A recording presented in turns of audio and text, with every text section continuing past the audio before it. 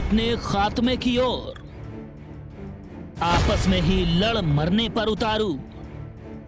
तालिबानी gang versus Haqqani network. Pakistan ने तालिबान के साथ किया गेम। हथियारों के बूते अफगानिस्तान को हथियाने वाले तालिबानी आतंकियों का हश्र उस काठ की हांडी जैसा हो गया है जो एक बार चढ़ती है लेकिन दोबारा जलकर राख हो जाती है। मारकाट और आतंक के जोर पर जो तालिबानी अफगानिस्तान पर कब्जा करके बैठे थे, अब उनकी टॉप लीडरशिप में ही मारकाट मच गई है।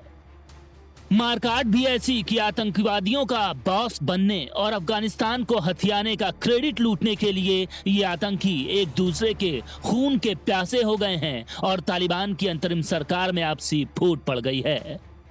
फूट की जड़ यह है कि तालिबानी आतंकी दावा करते हैं कि उन्हें अमेरिका पर जीत कूटनीति की वजह से मिली है, जबकि हक्कानी नेटवर्क का दावा है कि अफगानिस्तान पर जीत युद्ध के जरिए मिली है। बस जीत का क्रेडिट किसके सिर जाएगा, यही बात आतंकियों में सिर फुटअव्वल का कारण बन गई।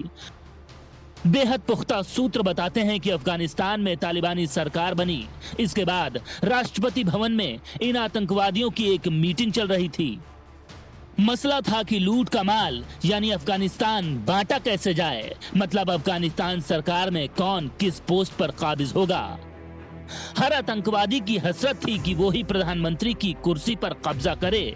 इस विवाद ने भी आग में घी का काम कर दिया।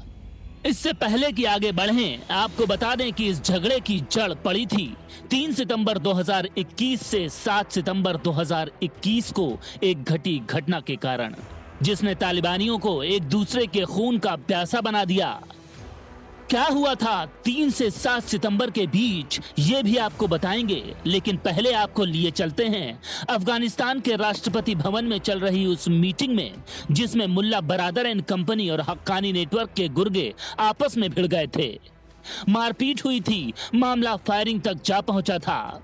राष्ट्रपति भवन में तालिबान के को-फाउंडर मुल्ला गनी बरादर के गुट और एक कैबिनेट सदस्य खलीलुर रहमान के बीच कहासुनी हो गई थी। खलीलुर रहमान आतंकवादी संगठन हक्कानी नेटवर्क का नेता और तालिबान की सरकार में शरणार्थी मंत्री है। राष्ट्रपति भवन में वर्चस्व की जंग में खलीलुर रहमान और मुल्ला बरादर में पहले तो तू मैं हुई, बाद में ये झगड़ा काफी बढ़ गया। बजाय ये झगड़ा शांत कराने के, दोनों गुटों के गुर्गे भी आपस में राष्ट्रपति भवन के भीतर ही भिड़ गए।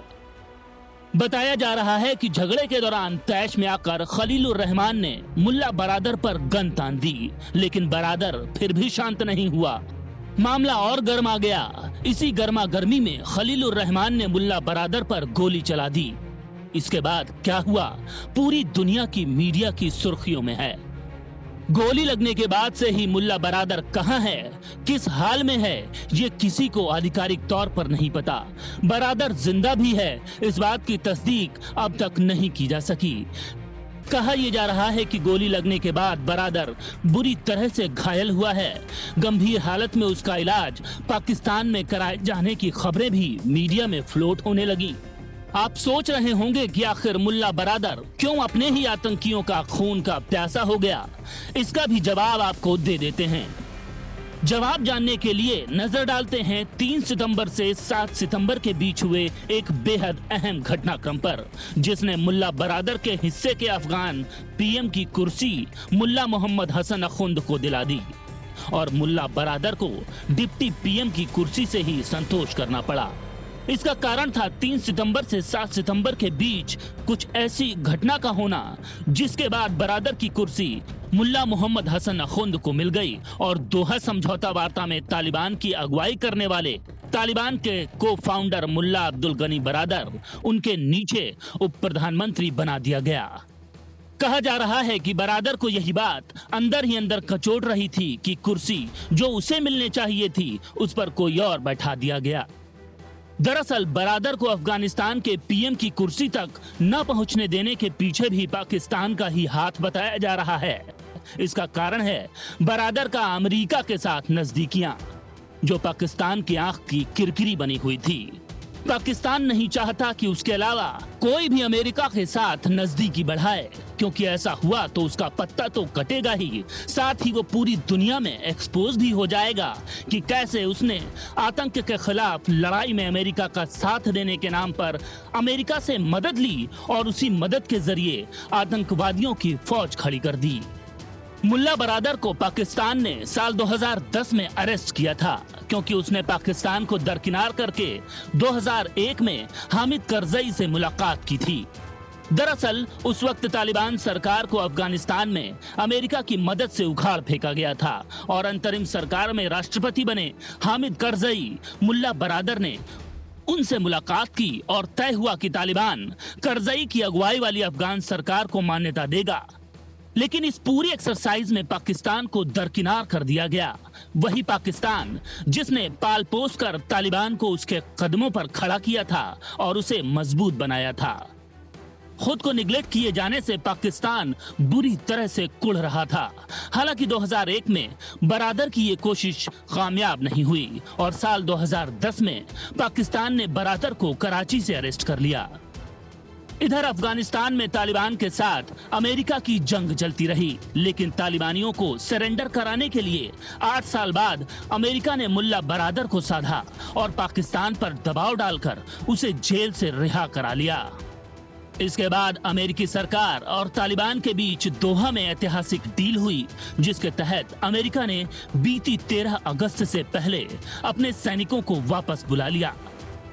पाकिस्तान इसीलिए मुल्ला बरादर से जला भुना बैठा था और तालिबान के अफगानिस्तान की सत्ता में आने के बाद उसने बरादर को डबल क्रॉस कर दिया और मुल्ला मोहम्मद हसन अखुंद तालिबान की आतंकी सरकार में पीएम बन बैठा।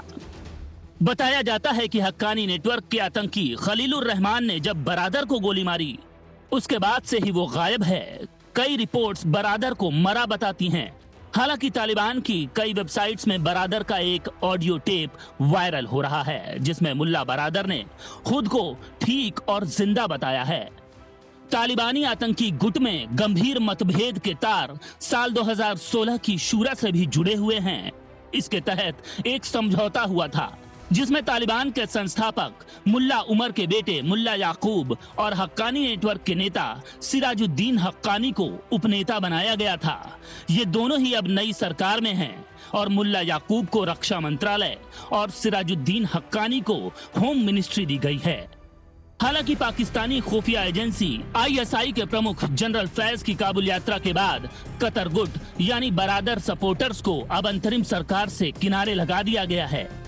इसी की वजह से मुल्ला बरादर और शेर मोहम्मद नाराज हैं।